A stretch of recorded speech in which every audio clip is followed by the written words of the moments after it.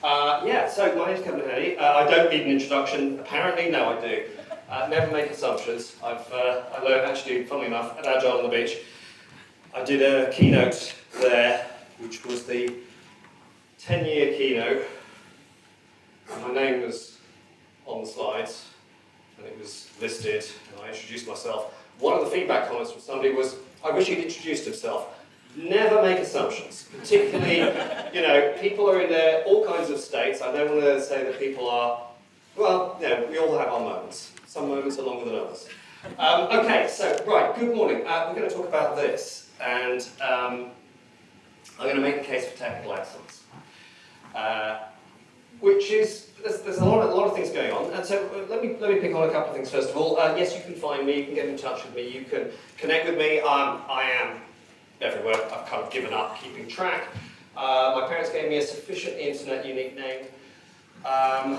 You can find me. What I think is really smart is they did this before the internet. Good move.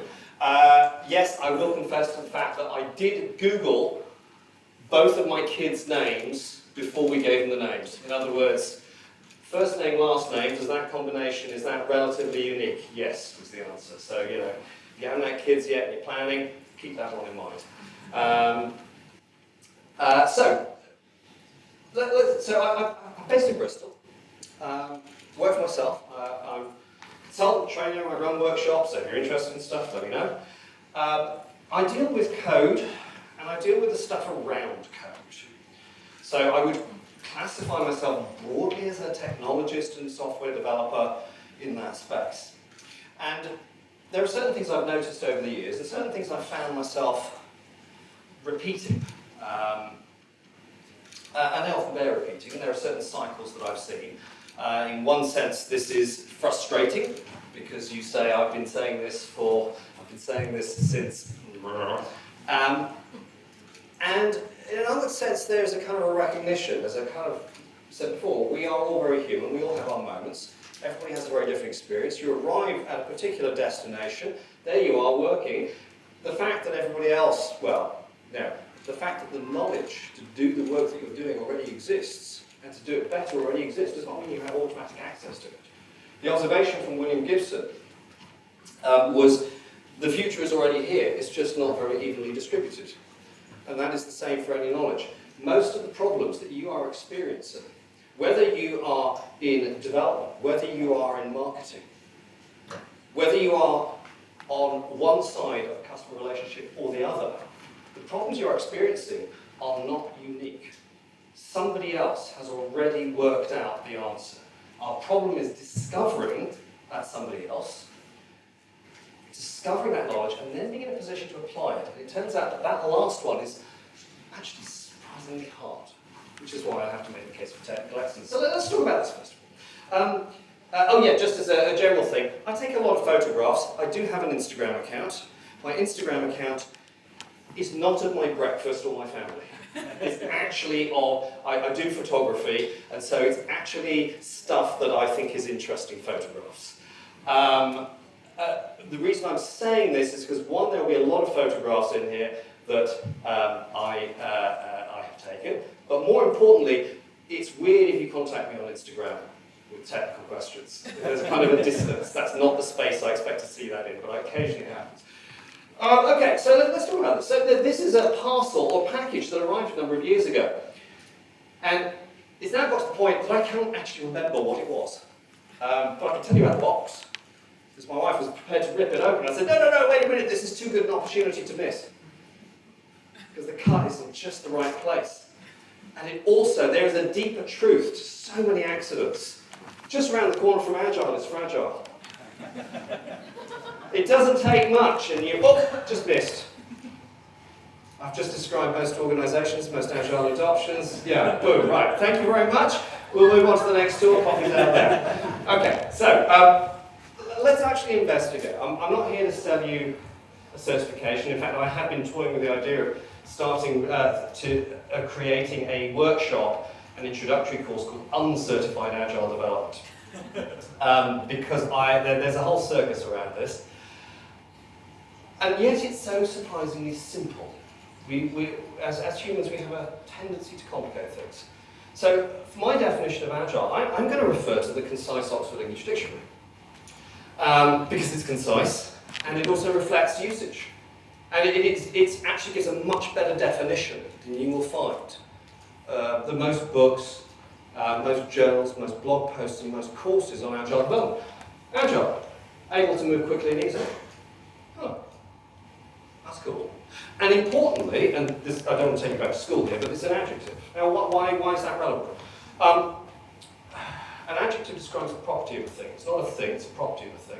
Whether or not they are actually things is a separate discussion, and it's a philosophical discussion, and maybe that's one for a beer. But we'll leave it as, properties are not things in the same way. And it describes a property, or to be precise, it describes an observation you can make of a thing. Okay, I can look at something and I can go, so, my laptop is grey. Grey is an observation that I have made on that. Okay. The weather has been surprisingly hot recently. Okay, these are observations that I can make. And it is cooling down, another observation I can make. That team is more agile than they were 6 months ago, I can make that observation. That software architecture is not particularly agile. It resists every overture we make to it. Of like, we would like the business to go this way, and the architecture sitting there going like, It turns out that agility is a very holistic thing. If you've got the mindset that the thing is resisting, then there's going to be a real problem with that. If you've got toddlers, you know what I'm talking about. So there is a point here about making an observation. It's not a thing. So that's the definition that we've got. But notice, leaving observations aside, there's two ideas here. You know that's one more than most people can handle? Something gets lost. This is what most organisations end up doing. First of all, they embrace it as a noun. We're doing Agile. Like you can do Scrum, you can do Kanban, you can do any number of things. But whether or not you are Agile is a separate thing. But notice we've lost the notion of ease. Can we do this easily? We've just focused on speed, quick movement.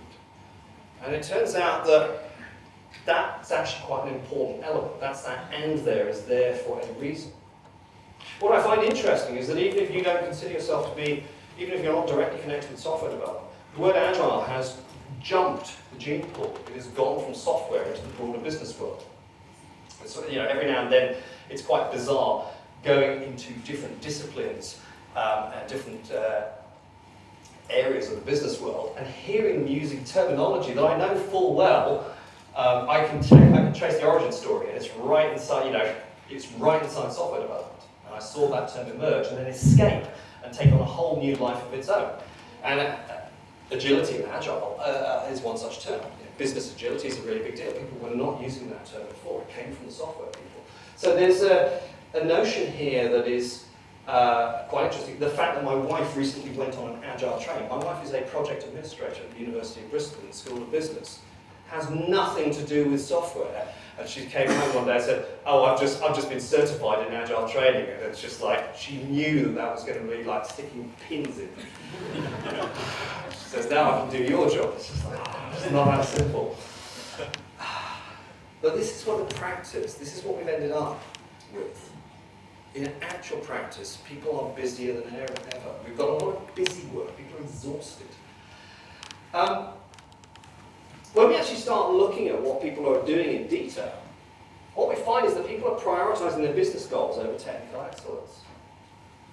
They are either explicitly or accidentally as a side effect focusing on the business goal. Now, I don't want to say you don't want to focus on the business goals, but technical excellence sounds a little bit optional. But what actually happens is they undermine their own goals by ignoring the technical excellence. And I want to make the case for that. Now, what is interesting, I'm using a very particular term, technical excellence. Why did I pick on that term? It's not a term I would choose. It has an origin. We find in the 90s onwards, 90s into the 2000s, there was a real fetish for large organisations creating centres of excellence and stuff like that. Because all the other good words have been used up, and there's a natural escalation, there's an inflation of our vocabulary. But technical excellence specifically as a phrase comes from the Agile Manifesto. Now, the Agile Manifesto, it's a quarter of a century old, 17 middle-aged white guys. Okay, so let's take that on board and understand that maybe they're not the font of all wisdom. But it turns out that this is actually a really good starting point. But most people, when they hear about it, they don't really read it in depth. I'm not proposing to do a deep analysis of the wording or of the story behind it. They kind of land on the main page. And you'll notice the words technical excellence do not appear anywhere here. But most people focus on, they see this and they go, oh yeah, right. We are uncovering better ways of developing software by doing it and helping others do it. Now, first thing I like about this is this is actually some really good English. A lot of manifestos throughout history are quite dull. A lot of technical manifestos are even duller. Look to artists' manifestos and political manifestos. They're often quite exciting, quite radical. But here, there's a really interesting thing that's massively overlooked. The use of the continuous present tense. English has 3 present tenses. You were taught there was 1, no, there's 3. But one of them is continuous present tense. It's the suggestion of an activity that is ongoing. We are uncovering. We're not done. That was as true 25 years ago as it is now. So there's this idea that we are always looking for improvement. But there's a really nice thing, better ways of developing software and helping others do it. There's immediately the sense of software is built by people. It is not built by people holding their cards and their things. It is built by, let me help you. I can offer you knowledge. Let's go back to where I started. That knowledge, how do we get that out there? Somebody else has got a solution to my problem, I just don't know how to get to it. There's a sharing there.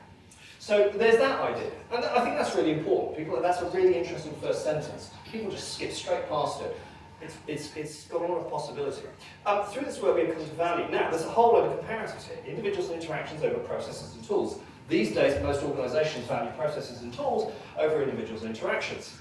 Oh, you're doing Agile development? Yeah, we're doing SAFe. Well, that's not Agile, but that's a different conversation. We're doing SAFe and we're using Jira and we're doing this, and they give me a shopping list of certifications for their processes and their tools, and it's just like, what about the people?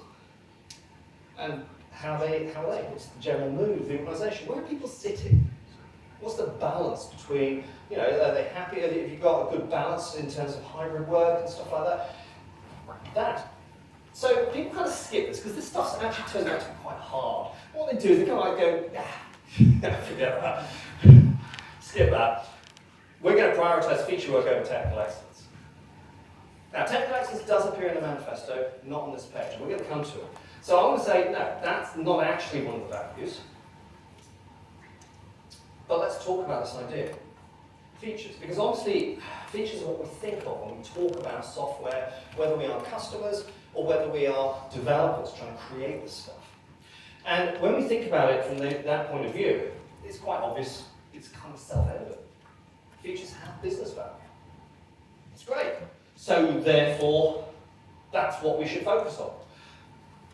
Now that phrase, business value, is used extensively, not just within the Agile literature, but outside it. If you look at pretty much any business magazine, journal, course, whatever, they emphasize this term. The problem is, this doesn't actually mean anything. If you are just talking about, be very careful when you're using it, and I'm going to do that awkward thing where now I'm going to tell you something, you're going to become really self-conscious of using it in the future. And that's a good thing. This is meaningless. If you have somebody stand up on stage and say, yeah, we're maximizing business value, those are English words. It's a perfectly well-formed sentence. It's content-free, because you haven't told me what you mean by business value. It's not a uniquely defined term. It doesn't have an unambiguous meaning. You ask 2 different people, they will give you a different meaning. Because look, let's start off very simply. For who? Who is it of value to? Which business? Because it turns out that sometimes I can do something that is of greater benefit to my client than it is to my organisation. Okay? I've done that a couple of times. I remember the first time I did that, my boss was really unimpressed, because he was looking at something and going, there's 2 weeks of work in this. That's billable hours. I spoke to the customer and I said, oh, I can do that in half a day if we do this. Customer, delighted. Boss, not so much. So, did I generate business value? Absolutely, just not for that particular business unit that I was in. In the short term, that's the other thing. That's the problem. This, for whom? Is it? And this is the whole idea. When people talk about value, this is classic Tom Torok cartoon. Yes, the planet got destroyed, but for a beautiful moment in time, we created a lot of value for shareholders. Are we talking about value for the shareholders, value for the customer, value for the business, value for part of our business? If you are in a large business, please don't live under the fantasy that there is such a thing as the business and it is a unified entity and you're all playing according to the same sheet of music. You're not even in the same band. Most large businesses, without meaning to, work against themselves. Okay? Why? Because they're bunches of people. That's what people do. And that's the point. You've got to work out who the value is for. And sometimes something that is of value to the business is not of value to the employee. It can actually be detrimental to their value. So the point here is I'm not saying you can't answer this question. I'm saying you have to ask it. Let's be clear when we say that we are, creating business value. And there's also a question of how do we quantify it? Do we quantify it as shares? Do we quantify it as long-term relationships? Do we quantify it as actual hard cash? Do we quantify it as goodwill? If we look at things like open source, that's not about the exchange of money, but it does have a currency. There's a currency of trust and participation. So let's talk about that from that point of view. So very much understand, ask the question. I'm not saying there's a right answer or a wrong answer. I'm just saying the answer is not automatic and self-evident. The next thing is what time frame. What is the time frame over which you wish to evaluate your business value? That's really important. Because if you say, oh, this is going to generate us great value in the next month, that's a completely different statement to the next year. If you're creating a product that you expect to sunset within 5 years, then in 5 years' time, that will have no business value at all. Oh, should we even bother? Well, no, because we're focused on the middle ground. The point there is it's really important. A very simple example. Here is my universal communication device. Occasionally, I even actually use it as a phone, bizarrely enough. One of the features that has fallen out of use is SMS. I do plenty of messaging, but I don't generally use SMS. SMS, the market for SMS was accidental. It emerged in the mid-90s with the GSM standard. It was basically an appendix. They kind of threw it in at the last moment. 140 characters, yeah, we can do something with that. By the early 2000s, that's how mobile contracts were being sold. We give you this many thousand text messages. I remember being sold that, somebody said, oh, if you upgrade to this, we can give you 5,000 free messages per month. And I said, do I look like a teenager? That's very flattering that you would have said that. I was in my 30s at the time, so yeah, it's just like, the point is that that was a huge market. It's worthless now. And the point there is, unless you take time frame, the term business value means nothing. So when somebody says, this generates us, over what time frame? Now, that's kind of important because the next thing I want to say is that there are a number of, so in other words, these are the fantasies that sometimes organizations, you listen to this stuff, and these are the words that are thrown around. And then one of the very common things that you hear is that people talk about prioritizing our business value. We have all these features we want to develop. This is what we want in our product. Yeah, you get product management teams going, oh yeah, we're going to prioritize our business value. I have some very bad news for you. You can't do that. It's not possible. And let me be very, very clear. I'm not saying you shouldn't do it. This is not me telling you, oh, it's a bit tricky. I'm not telling you you shouldn't do it on moral grounds. I'm telling you you can't do it. Because even when you define what you mean by business value, let us seek the wisdom of Yoda with this one. It's impossible to see the future is. You don't know the business value of something until the future has come to pass. Until you define what we mean by value and time frame, If I say, in the next year, this is going to generate this amount of revenue for this business unit, I've just made a statement of business value, but I don't know that that's true. Because I can't see the future. Well, actually, you can't see the future, maybe I can. But given our current understanding of the laws of physics, you cannot prioritize by business value because you don't know the business value. The best you can do is prioritize by business value estimate. And if you say, oh yeah, but Kevin, you're just playing with words, and I have to come out and explain to you the difference between actual and estimate, don't make me do that. Okay? We need to be very careful with our words because they shape the business. Okay? These are estimates. If people, and having seen both sides of the story, it's just like, oh, the developers are always giving us estimates, they're always wrong. Yeah, have you looked at your own business value estimates? Oh, no, we never reviewed those because we never thought they were estimates. We never go back to those. Yeah, this is a big pot kettle black situation. So this is the notion that we need to acknowledge these things. Now, let's go back to this because I want to get back to this narrative about why it is that we're going to end up compromising the technical quality of our product. Because it's quite obvious that features have business value. Because that's what people buy. That's what draws people into a product. Okay? But we end up creating a false dichotomy.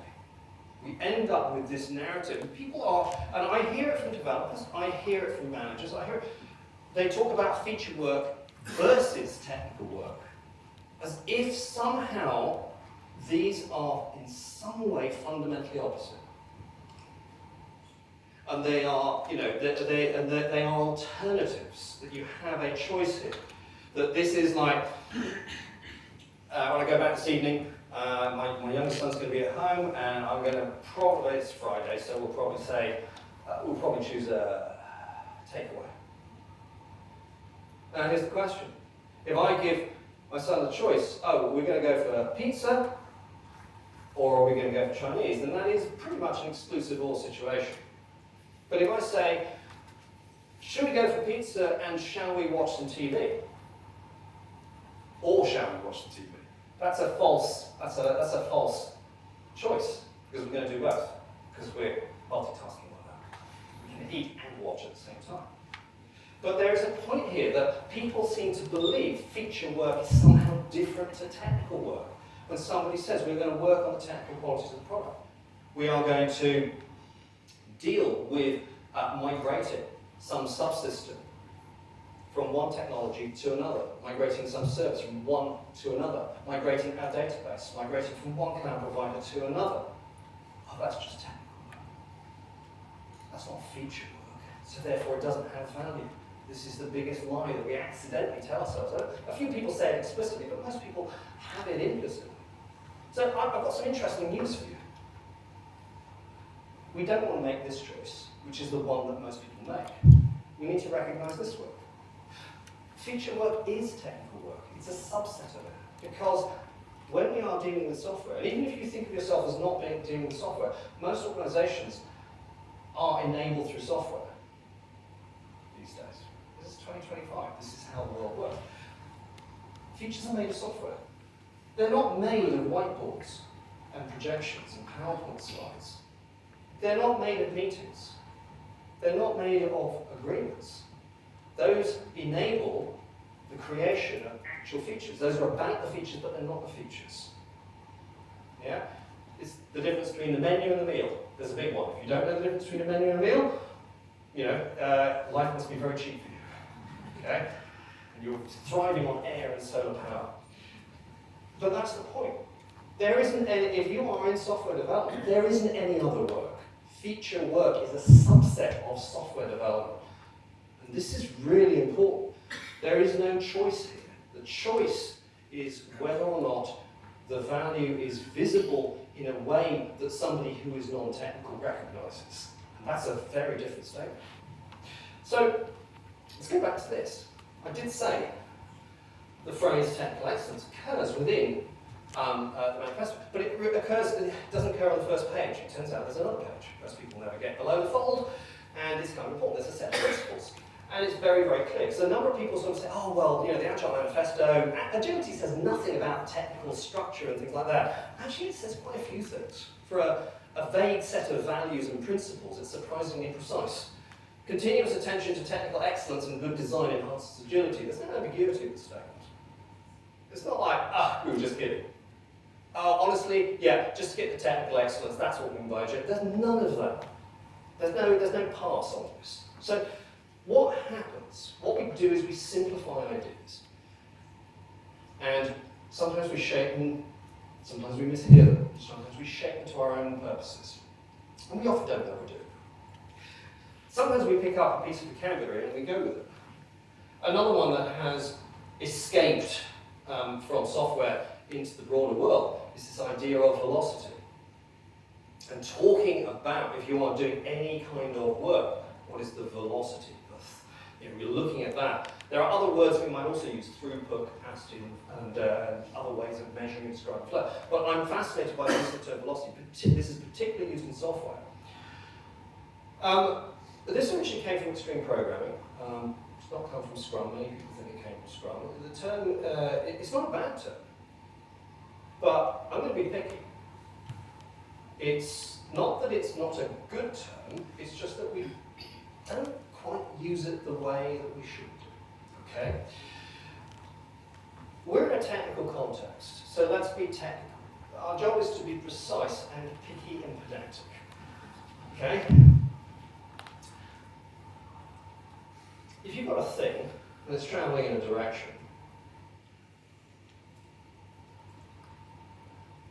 and you're reading off that, so I came down from Bristol yesterday. Honestly, I don't. In fact, I'm not even going to confess to the speed that I was doing, just in case, we do have constabulary related to law enforcement. Yeah, I'm not going to confess to anything at this point. That's speed we often talk about. I'm in a 50 zone, of course I'm doing 50, unless there's traffic. Okay, so 50 miles per hour. Okay, right, that's speed. If we're being picky about this, technically, the way we use the term velocity has a number of connotations, but if in a technical context, velocity has a very precise indication. It is magnitude and direction. It is a vector quantity. If I had left Bristol 50 miles per hour heading north, I would have been heading in the wrong direction. It turns out the direction that's, I would have been better off walking. Okay? This is really important. Most people in software development are not measuring velocity. They're measuring speed. It turns out that teams are being furiously busy. In fact, if anything, they're measuring fuel consumption. Wow, we're burning through that, we must be doing really well. Yeah, have you seen the state of your car? This is not actually measuring the right. So okay, this is a nice metaphor, but how do we actually apply it? Well, in software, it's actually quite easy. In any form of product development, are we building the right thing in the right way? There we go. That's two directions. I'll give you an X and a Y axis. You can elaborate further, but that's enough. It turns out that lots of teams are building things the wrong way, and some of them are lucky enough to be building the right thing. A lot of them are also heading in the wrong direction for other reasons. Yeah, we're not building what anybody wants and we're doing it really badly. How's your day? But that's the thing. I think velocity is a great metaphor, I just wish we used it. Instead, we've substituted the slightly weaker speed metaphor. So, what's the consequence of some of this stuff? Well, we generate, there's a metaphor that's been around. This metaphor is now, this metaphor now has kids and a mortgage. This metaphor was introduced in 1992. This metaphor is 33 years old. The debt metaphor comes from Lord Cunningham. Started being popularised in the 2000s. And people have a particular notion. And there's a really, and the problem is that people are using technical debt to refer to all of their problems very, very loosely. People do this both as developers and as non-developers. They're very casual with this vocabulary. Nothing specifically wrong, I'm not going to be language police. I'm just going to be saying, there's real value in this metaphor. It would be really, just like velocity, really, it's a shame you don't use it. The whole point about the debt metaphor is that it was originally introduced by Ward Cunningham not to describe legacy or questionable code. It was introduced to describe trade-offs. It was introduced the idea that debt can be used to your advantage. It was not used to describe bad things, it was used to describe good things. Okay? And he said, oh, by the way, you want to repay this because otherwise bad things happen. So the whole point is the interest rate goes up. If you don't repay it, the interest rate becomes, well, I think we all know about exponential curves after the last few years, and that's what happens. That's the whole point of the debt. It's actually a borrowing metaphor. We're really bad at borrowing involves two actions. We're really bad at the second, the bringing back, the paying off. His whole point was, I can achieve an advantage now by doing something in a particular way, but that advantage disappears if I don't then pay it back. That's the whole point. Yeah? We have lots of examples in the real world. I mean, obviously, people prefer no debt to having debt, but a simple example of beneficial debt is a mortgage. I can't afford a house without a mortgage. But give me a mortgage and suddenly I can get a house. Well, and it takes a number of years, but it's quite structured. It's quite clear what the trade-offs are. I get a benefit for that. And I've got a relationship with time. And I understand that. And it's very well laid out. And so that idea, that trade, is really explicit. Are we getting a benefit for this? If something is cheaper this month, if I have the money to buy something next month and I don't have it this month, but this month it's cheaper, then there's a benefit to taking on debt as long as I pay it back next month. I do actually have something in mind at this point. It's a particular guitar, but that's a different story. The point here is that debt was not introduced to say, oh, we do bad things, or oh gosh, look at the bad stuff we have. So many people complain of their technical debt. I don't think that's really a problem. What they're doing is there's a hidden word here. That hidden word is the word unmanaged. If a team says to me, oh, we've got so much debt. Oh, okay. Yeah, here it all is, and this is how we go through it, and this is how we repay it. It's just like, you've got no problems, you've managed it. The problem people are complaining about is not technical debt. It's unmanaged technical debt. That's the most important thing. It's like, oh my goodness, we just keep spending on our credit card and never paying back. The bailiffs have been round. We had to take out a bit of extra money, a bit of extra debt to, barricade the house against the bailiffs. But, that's working out well at the moment. We're thinking of scaling up to shotguns next. This is how most businesses run their technical debt. That's a problem. That's a problem. But if you've got managed debt, well done. Congratulations. That's the whole point of it. It's just many people have many negative connotations to that. Now, debt is a powerful metaphor. There are many metaphors for dealing with the problems and challenges we have with the nature of technology, which is most of the time, the software dimension of any technical product is very abstract. The way I tend to describe it is it's not kickable. That's quite important when you're frustrated with something. What do you kick? Yeah, it's just like software. Ooh, yeah, I'm going to be mean to the code on the screen. It doesn't quite have the same thing. Something else is like, yeah. A friend of mine used to go through keyboards. Literally, he's just like, Ed, had a bit of an emotional regulation issue. And he would often get frustrated with his code. And he would take it out on keyboards. Okay?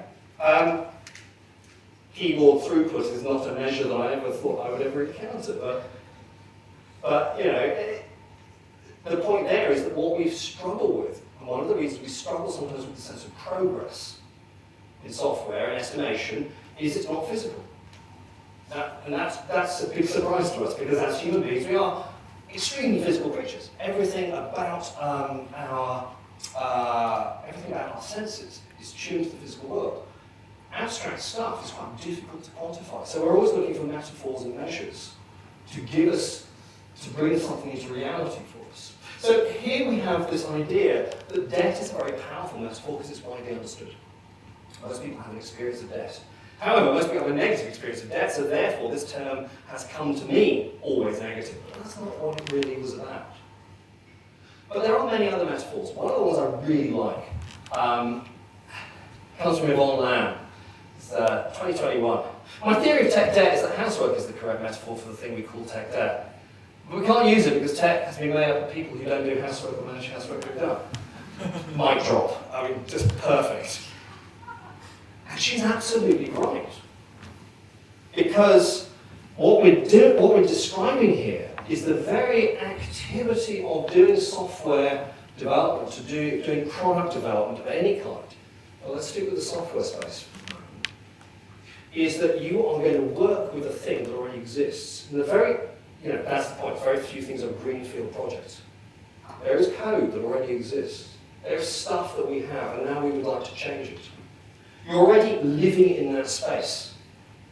Okay, think of housework. We use the architecture metaphor extensively. Well, let's talk about the house. Okay, you're living in the house. Is that cost-free? No. The very act of living in your own home creates a mess. Even if you're tidy, you have to put in the extra work. Okay? If I cook something in the kitchen, I will say, no disrespect to my wife, but one of us is tidier than the other. I clear as I go.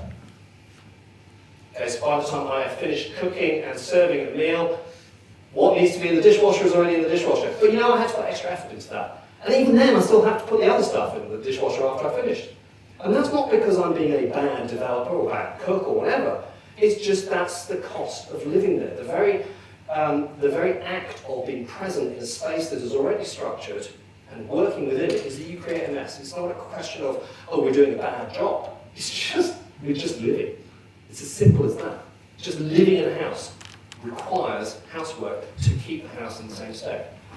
It's a cost of ownership thing. What happens if you don't do it? Well, if you've got teenagers, then you discover very quickly what happens. Okay? I have a teenager at home. We managed to get rid of the 20-plus-year-old. He creates his own mess elsewhere. Okay? But it's just amazing. Teenager came back last week from university. The house went from ordered and reasonable to, wow, really? One person did this? So, the point there is that the very act of existing in a space, you've got a great code base, you've got a great software architecture, the very act of even doing anything in it that's good creates a mess that needs to be cleaned up. Imagine if you're not paying attention to that. Imagine you weren't focusing on the technical excellence aspect. By the way, I don't want to give the impression that I'm a tidy person. I'm exactly the opposite. There are certain areas of my life that are incredibly tidy, and the rest is just unmitigated chaos. My office is the latter, okay, for example. So let's pick up the architecture metaphor a moment. So there's a collection of patterns. I used to be heavily involved in the patterns community. In fact, the European Pattern Languages Conference is currently ongoing this week, not just Agile on the Beach, I was also invited to that. It takes place at a brewery. So yeah, Bournemouth. I mentioned the architecture metaphor. Let's dig into that a moment. This is one of my favourite quotes about software architecture.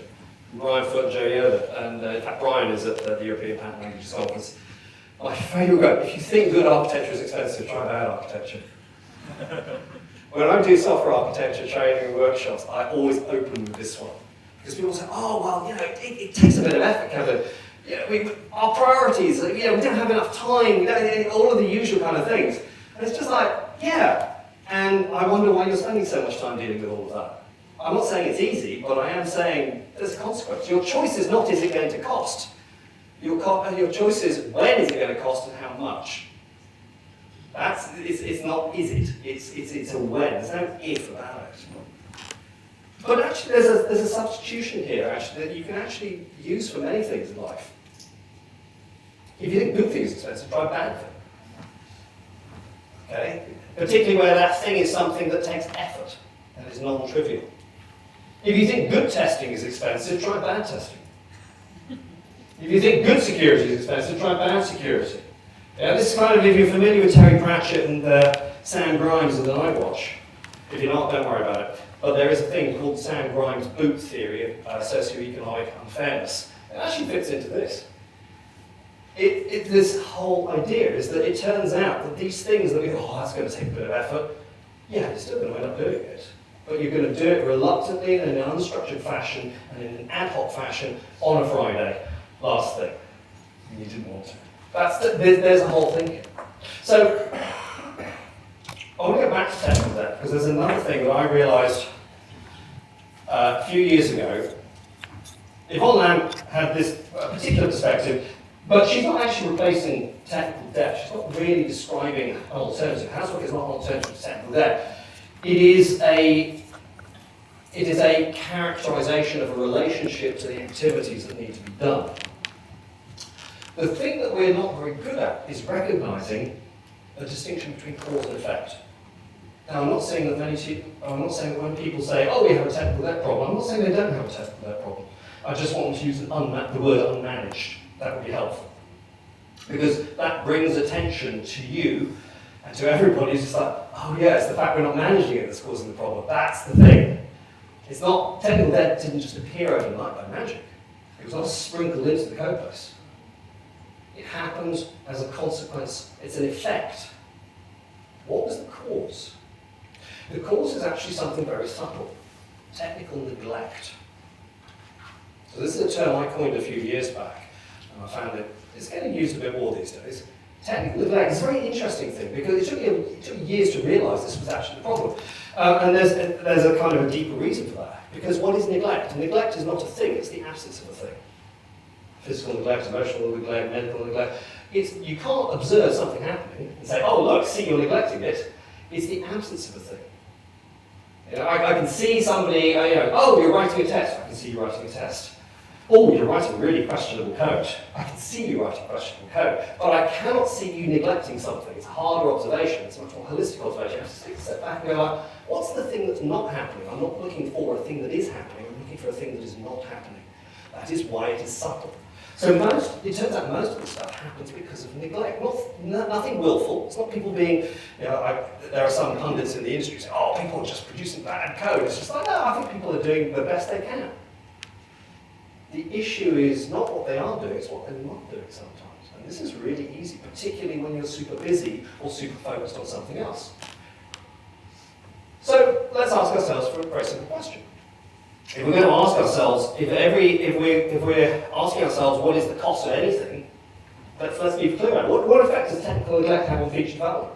If we're going to ignore certain technical qualities, if we're going to ignore technical excellence and technical competence, what's the effect? This is really simple. I'm not going to ask you to actually raise your hands or anything like that, but there are kind of three questions here, or three options. It has no effect. That would be fantastic.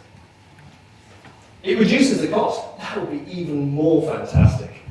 Yeah? We are going to be negligent and it's going to be beneficial. It increases the cost. Now, you know where I'm going with this, except I also don't want to be simplistic about it, because I did talk about time frames earlier. Because there is a term in economics which is quite good. Feel free to take this one back to work. Intertemporal choice. That sounds absolutely brilliant as a concept. Intertemporal choice. That's how debt works. It's about intertemporal choice. I make a decision now to get a benefit, and then later I shall reap some kind of benefit, but I also need to make a return. And so there's the intertemporal choice I'm making, and then I have the choice. Do I do this now or do I do this later? As a willful procrastinator, I generally do it later. One of the great things about procrastination is you always have something to do tomorrow, but today you've got a clear calendar. Fantastic. But there is a more realistic point here, which is, let's look at the time frame. What effect does technical neglect have in the short term? And what effect does it have in the long term? We should be asking these questions, because then we can make decisions. This is how our business should work with respect. We need to understand our relationship with time. Honestly, as people, as humans, we're really bad. We have a really poor relationship with time. As an ADHD, I have a generally worse relationship with time than most people, but generally humans are not good with time. It causes things like credit crisis. We're very bad at understanding the relationship between credit and loans and various things and trade-offs in our own life. But it also happens and plays out within our businesses. So here's an interesting thing that can help us answer this question, but also does lead to the question of competence and excellence. And when I talk about competence, I'm going to be very clear, I'm not talking about individual technical skill, I'm talking about collective technical skill. Okay, now, I'll come back to why that is relevant. But there was a really interesting survey that was done a number of years ago, 18 years ago, or I recall correctly. All the results were published 18 years ago. And the idea is that what the authors did is they did a survey of a number of companies, and what they were trying to find out was how effective was the IT function within these organisations. And this is going to be a quadrant diagram, which is it's about right for Friday morning. Quadrant diagrams are always nice and simple. They divide the universe into 4 different things. There's 2 axes, 2 things on each. It's not too much. Okay. Normally there's either one quadrant that's very good or one that's very bad, or even both. Okay, so we're going to keep life simple and recognise that we are making simplifying assumptions. So efficacy or effectiveness. And importantly, what they were observing when I said IT function, they were looking at companies that did not consider themselves to be software companies, like say Microsoft or Adobe or something like that, but companies that were deeply, deeply enabled by software. And they were looking at kind of some of the big companies like Bloomberg and so on. Yeah, Bloomberg positions itself as a news company. It positions itself as a financial data company. But you rip out its software and it's not even a company. In other words, it is a deep, deep foundation. In other words, it's completely and utterly enabled by some software which I have seen, and I am NDA, so I cannot tell you about it. But then let's talk about alignment, because this is another word that we like to use. And although this is one that comes from outside the software space, it's kind of NDA land, we talk about the business alignment. It's a very kind of interesting term. Again, that could be potentially fluffy, but I'm going to reduce it here to something relatively simple. The idea of aligning within a business is the idea that the business units speak the same language. They have the same agenda. They have the same time frames. They have, the idea is that they fit as one. And so particularly here, we're going to focus on the IT people, and that can be software provisioning, but also, importantly, software development. Are the software people the same as the rest of the business? Or do you have to cross a moat and utter strange incantations to go and see them? And change your language and your schedules and that's the thing, is how much of an us and them situation do we end up with? Okay? So if you're in a less aligned situation, then you often hear it, us and them. And there's a shift in language. Huge shift in language. I don't just mean the technical jargon that you're dealing with, but I mean the very way that the business and the schedules and goals are actually framed. The way that things are managed is fundamentally different. Not simply the technical domain. And highly aligned where we all play as one. Okay, so this is the thing now. The paper here, Avoiding the Alignment Trap, already tells you there's going to be a bad quadrant. The word trap, it's a trap, is kind of, there's a definite Star Wars reference there, and there's a definite possibility of we have to watch out for that one. And they rated a number of organisations. How much do they spend on IT over a period of time? Does it go up? Does it go down? And then annual growth rate as a result of IT. In other words, the benefit that people are receiving. Are we receiving more benefit over time or less? Okay? And they did this, and then there's a percentage of response. They surveyed 500 companies. And so I actually do this as a workshop exercise. I've done it with management, I've done it with software craft workshops. And it's always really interesting. People never get it right. Or the one thing they do get right is the top right-hand quadrant. This is the happy one. This is the good one. This is the one you all want to be in. Okay? And I ask people, okay, what do you reckon? If you are highly aligned and highly skilled, technically as a team you're really competent, as in, damn, we are good at software, and yes, we are at one with the organisation, and that is great. Guess what? It gets cheaper over time to do what we do. And the benefit is staggering. That's where everybody wants to be.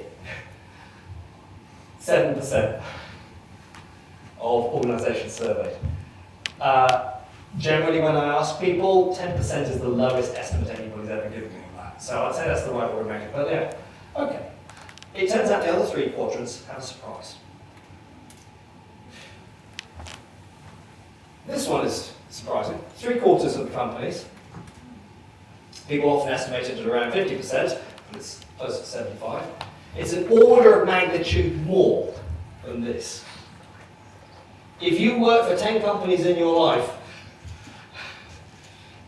there's a chance you will work for one that has that. And by the way, I've added other quadrants. So there's 10 companies in this space. There's 2 other quadrants to be honest.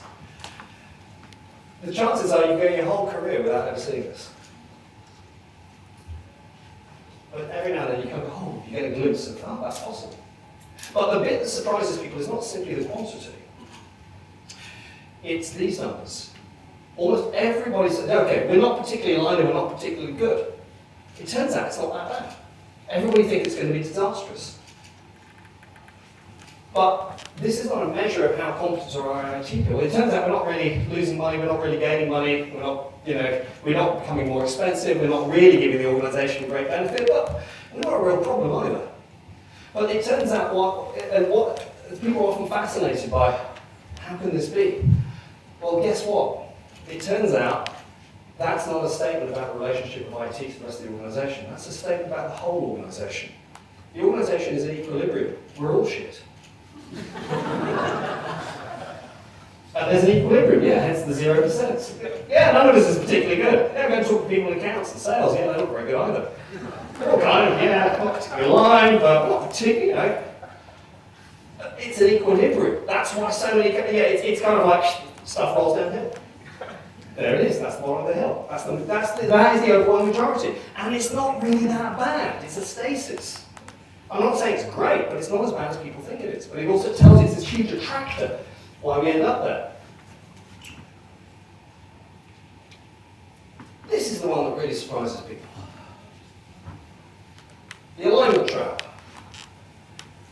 We are highly aligned, but we're not particularly competent. It turns out we are losing money hand over fist. We are diminishing benefit to the organisation and we are increasingly expensive. But we're really aligned. Now that is quite distressing because often people talk about, oh, we should align. And then we worry about the technical skills and technical competence. And let me be very clear about this. The idea here is, I want to go back to the idea of collective competence versus individual competence. Although we are prone to using football metaphors and we are here at a football ground, I have no idea how Bournemouth is doing. Can anybody tell me? Very well, excellent, that's good to hear. Good. It's nice to have sunshine and FC Bournemouth doing well. Excellent, right. You get some really interesting examples of individual skill versus collective skill by looking at football teams, but particularly the international teams. So, 2004, Euros. Have I got the year right? Who won? Anybody remember? Greece. Greece won. They did not have Premier League players. Everybody was surprised by their victory. They played absolutely brilliantly. I remember this because I was actually at the European Patent Languages Conference while that happened. There was a Greek contingent. They were a really good example of, actually, we're not bad, but actually together as a team, we're awesome. 2016, England played Iceland. What happened? They lost. They lost to Iceland. Iceland, it's not just they sell frozen food. Iceland has a population that is smaller than Bristol. Bristol has 2 football teams. Iceland has a national team that somehow beat a team filled with Premier League players. Individually, those players were competent, but they did not play as a team. And the reason I want to point this out, because sometimes I've heard people get this wrong and say, oh, our developers are not very good. I visited a company a number of years ago in Norway where I was told by the architects, oh, developers are not very good. And then I hang out with the developers, you know what, individually, they said, oh, they're not very passionate, they're not really into what they were doing. Every single developer was passionate and really into what they were doing. They just didn't do it at work. The work environment was so toxic that they went home to feel good about software development. They contributed to open source. They messed about with mobile apps. They taught themselves new programming languages. They taught at local schools and got children into programming. I've never met a group of people who were so consistently into software development but were deprived of the opportunity of doing good work. So that's the really important point, is that that was a case of England 2016. In other words, individually they were brilliant, but collectively they were not. And this is the problem here. You can have brilliant players, but actually they're not enabled to do that. What they have is a pressure on them, and they are not able, they're too busy trying to get things just above water, and actually they're not given the opportunity to catch up. And then we have this one, which is kind of interesting. Well-oiled IT. We're not particularly aligned, but damn are we good. It turns out we get cheaper over time, and we also get benefit. Which, by the way, answers the question, whilst I'm not encouraging this, I'm also saying actually it's to do with the right-hand side, the left-hand side, not top, bottom. It turns out that that becomes the real issue. If you're doing a really good job, and somebody says, that's not quite right, it's really easy to fix, because it's so good. Yeah? Oh yeah, we can turn that around. We're not fighting off unmanaged technical debt. So here's this observation. Aligning poorly performing IT organisations to the right business objectives still won't get the objectives accomplished. And that, when you put it like that, it's kind of obvious, really. So, how do we get into this situation and how do we get out of it? So there's a paper from 1968 by Melvin Conway. This is the paper that introduced something known as Conway's Law about the relationship of the organisational communication structure to the architecture. But he made a number of other observations here. There's never enough time to do something right, but there's always time to do it over. I see various sources for this, or half attributions. It's like, no, it's 1968. It's actually further back than people think it is. And I just want to focus on this perception. There's never enough time. A lot of people have that perception. There's never enough time to do what we need to do the right thing. Okay, so let's talk about how we manage time. I borrowed from Lean Software Development. Wonderful book. There's a series of books, but actually the first one really stands as kind of groundbreaking. By Mary and Tom Poppendieck. And there's an idea that I was introduced to there. They borrow a number of ideas in from lean manufacturing. So for me, it was an introduction to some of the ideas that you find in lean manufacturing, but brought into the software. And there's an idea known as value streams. Mapping your value stream is a good way to start discovering the waste in your software development process. Now, we obviously need to be very careful with any metaphor we bring in. These are manufacturing metaphors. That is something any metaphor we use is always going to have stuff that works for us and stuff that doesn't fit. We need to be really careful. And I put these slides in because I was reminded of visiting a company this week where I made a throwaway remark about software development not being manufacturing. They said, yeah, but our product people regard software development as manufacturing. You need to understand that it's not manufacturing. Software development is not manufacturing. Or rather, we solved that problem a number of years ago. Let's understand manufacturing. Here's a convenient prop. I use these pens extensively. I have many, they're lying around the house. They allow me to be chaotic and disorganized around the house because there's always a pen. These are pilot pens, G2. They're really nice. I just keep them on order. You know what? They all look the same. Except for the content of the ink. That's based on my usage. They are all the same as far as I, the customer, am concerned. This is an example of manufacturing. What is the goal of manufacturing? The goal of manufacturing is to eliminate variation. I don't want the pens to be unique and interesting. I do not reorder them because I want 10 different ones. I reorder them because I want 10 the same. Okay, let's look at software development. What is the purpose of software development?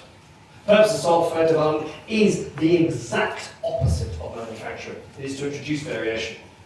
If somebody comes along and says, you know that system we've got running? Yeah, I'd like that again, please. We've kind of got that. Or give that person an estimate, yeah, it'll take a week. You know, a week holiday, fantastic. You know, that thing that's running in, on that server, we like it running on that server. Oh yeah, we have to recraft the bits. No, we have no logistics in software. We solve the manufacturing problem was solved in the 1950s. It's called the compiler.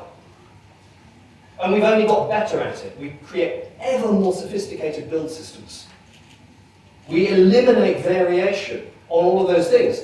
But people want difference. That's why they want. We want this system, but I want you to fix the bug. In other words, they're asking for a difference. We want this system, the system we have, but I want a new feature. They're asking for a difference. We want this system, but rewritten to use this technology. People are not asking for the same, they're asking for difference. The whole point is they want something different. So please don't confuse manufacturing software development. It's not that software development doesn't have manufacturing. It's just that we automated it so far back we forgot, and we've only got better at that bit. What we're left with is the creative and difficult bit of like, who knows what people actually want. So, back here, pretend you're a customer request. Yep, introducing variation to your relationship, I'm going to get you to do some role play. Now, this is not what you had in mind in terms of role play. Pretend you're a customer request. Imagine yourself going through each step of your own process. Draw a timeline that shows how much time a request spends in value-adding activities and how much time it spends in waiting states and non-value-adding activities. Okay, so this is something I did for a customer 3 months ago, and I've obfuscated it appropriately. This is their, so I got a number of, I had 5 different groups drawing out their value stream maps, and for 2 basic processes, fixing bugs and introducing new features. So there's a flow there, and they look at how much time do we wait and how much time do we actually do work on something. They follow it through from somebody saying, we have a bug, all the way through to, hey, it's deployed, fixed, and spread. So, here's how much work they do. 5 to 10 hours. Obviously, there's going to be variation on a bug, because sometimes you find a bug in 5 minutes, sometimes you find it takes 5 hours. The rest of the process, testing, deployment, review, all of those things are quite deterministic. 5 hours of work, you can tell from the scale of the axes, this is not going to end well. 5 to 10 days. It takes of the order of 2 weeks to get a bug fix done. Now, for some organisations that's moving like lightning, but I want to focus on the decomposition here. This is wait state. This is waiting. There are 2 approval points in their process that are manual, and they take the order of 5 days each. In other words, technically, they could fix a bug within a day, except that they've got people in the process to slow it down. That's what people do. Sometimes people are genius and wonderful, sometimes we just slow things down, particularly when we have too much on our plate. So, in other words, they've got that. Okay, let's look at a different one. Okay, suitably obfuscated. This is feature development. You know what? It's about the same kind of order of magnitude relationship. But the numbers are a bit more frightening. Oh, that one's quite interesting. In terms of developing a new feature, there's about a month's worth of work. That includes the product people doing work on it, that includes discussion, prioritization, all this kind of stuff, where people are actually paying attention as opposed to sitting in a backlog and nobody's paying attention to it. And then there's also the software development bit. This is the bit that's interesting. If somebody asks for a feature, it can take up to 2 years to get it in production, even though only effectively 1 month will happen. 1 month of work will happen. They are not, by the way, this client is not unique. I first started observing this around 10 years ago. But this is the really interesting bit. When we look at who is doing it, it turns out software development, where does it remain? It sits with the product management team for most of that time. The actual amount of time, wait states, and work that it spends in software development, the group called software development, is a month. That month is a coincidence, interestingly. This is the reason that there is no time, or one of the reasons there is no time. One of the reasons there is no time is, or people feel there is no time, is because it's already been used up. A lot of developers go, oh, we don't have enough time. Why don't you have enough time? Well, it turns out in most organizations because everybody else used it up. This is how much time, and now it's urgent. What does this tell us? I'm not going to point fingers, but I did just point fingers. First of all, if you separate into product and software team, you have a problem. Because your software team is your product team. Features are made of software. Products are made of software. There isn't some other thing. If you have this artificial separation, that is going to immediately create a division that gets only amplified through time. It's an artificial distinction. Software people are not manufacturing a product. They are the product people. They happen to work in a different way. If you're not in the same team, you're genuinely not in the same team. You're working against each other. And then you are creating time pressures. And that does not have a positive effect overall. It generates a certain legacy. Now, there's a bunch of stuff that we could say variously about the generation of legacy. And I'll kind of I'll pick up on a couple of points on that one. I've run legacy code workshops. Inevitably, in the workshop, whenever I ask people, you tell me what you mean by legacy, inevitably there's always somebody who says, yeah, code that somebody else wrote. But one of the best definitions comes from Agile Software. Legacy code is often defined as code that makes more design decisions than the team working on it. Now, Agile described it like this, but I've never seen that elsewhere, so I'm going to attribute it to them. It's like, that's a really good definition. Could we define a legacy process as one that makes more decisions on how a team functions than the team itself? That's a really interesting way of looking at it. But what I would like to kind of pick up on here is legacy comes from all kinds of places. And the thing we need to learn to see, so this is kind of like, let's close down with learning to see. Okay? There's a whole lot of stuff we could say about our tooling and stuff like that, but I'm going to basically say tooling is not the problem. And our tools, because individuals' interactions over tools. The idea here is we need to learn to see what's actually going on in the organisation.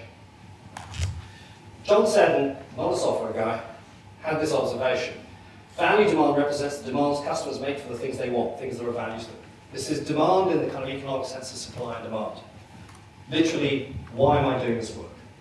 If I'm a developer and I'm sitting in front of the screen, why am I sitting in front of the screen looking at this code? What am I doing? Value demand is what we all want. I am adding a feature. We'd like 100% of that to be the case. Physics tells us that no system can be 100% efficient, so there's going to be some other stuff. That's fine. The question is how much of the other stuff is the other stuff. And what is that other stuff? Failure demand. That's what the other stuff is. Failure demand is demand caused by a failure to do something or do something right. A very obvious example is fixing a defect. I am working to fix a defect. Are you adding value to the product? No. This is, I'm working because of something we didn't do or because of a problem. You always have some level of that. The question is how much. But also, it's not easy to see. Failure demand is not just what I just described. Failure demand is also, what are you doing? I'm adding a feature. I spent all day adding a feature, and actually what I'm doing is I'm not adding the feature. What I've spent all day doing is trying to understand how something works. I've tried to wade through unmanaged technical debt. That's failure demand. It's woven into what looks like value demand. This is why people are not very good at seeing it. A lot of people think when you present them with this model, oh yes, we do value demand, we have some amount of failure demand. Oh, you are kidding yourselves. And I'm being really generous with this, by the way, this ratio. I think it's more like this for most organisations. I think most of what people do is just responding to failure, but they don't see it as failure. Not all failure looks like that. As I said, failure is woven into everything that we do. If I don't understand something or I'm hesitant to do something because it lacks tests, or that is a failure demand. I'm not doing something, or I'm going slowly with something, I'm having to reclaim knowledge that we've lost. But even with this, in an ideal world, we'd say, yeah, an optimizing development team looks like this. But actually, what we find is something like this. We're actually seeing this model play out at the moment with a lot of AI generation. People are just becoming busier. They're not actually producing better product. They're just producing more stuff. And then they're having to go back and fix more stuff and spend more stuff and so on. And this is an optimistic scenario, but we are getting busier. In some cases, classic legacy system, we're still doing the same amount of value work, but actually we're just getting busy with the failure demand. Proportionately, this is going down. And in the worst case, if you have a disastrous development process, actually the amount of value you produce, this is classic legacy. So, I will close. A couple of minutes over, apologies for that, but I did say something about time management or my inability to do so earlier. That was my disclaimer. What is the case for technical excellence? I can leave it implied, or I can give you an alternative metaphor. The answer here, because many of the activities that we associate are, we say, oh, yeah, but that's going to take us extra time. If we do more testing or more reviewing or more of this and more of that, and if we focus on, it's going to take more time, it's going to slow us down. You know what? Let's look at that, because that's true. I'm running a test-driven development workshop for a team. They said, but isn't this going to slow us down? And they wanted me to say no. It's like, no, of course it's going to slow you down. But you haven't understood time, because we have a poor relationship with time. So there is an answer to this question, why do cars have brakes? There is an answer that is obvious and correct. This is the answer that is obvious and correct. Cars have brakes so you can slow down. But there is another answer that is less obvious but is also correct. Cars have brakes so you can go fast. Here's the keys to my car, it's out there. By the way, the brakes don't work. Would you like to take it for a spin? No, you wouldn't. And do you know how fast people go in cars without brakes? Either very fast and out of control, or very, very slowly. A friend of mine actually, I'm not making that one up. A friend of mine actually drove from London to Brighton in a car that did not have a working foot brake. Now, the traffic is terrible in South London. It took him about 2 hours. It takes 1 hour by train. To get from London to Brighton, it took him 5 hours in a car that did not have a working foot brake. High risk, and he was using light touches of the gear, light touches of the handbrake, careful gear changing, hills and side roads. High risk and slow. Welcome to software development, and welcome to the case for technical excellence. Thank you very much.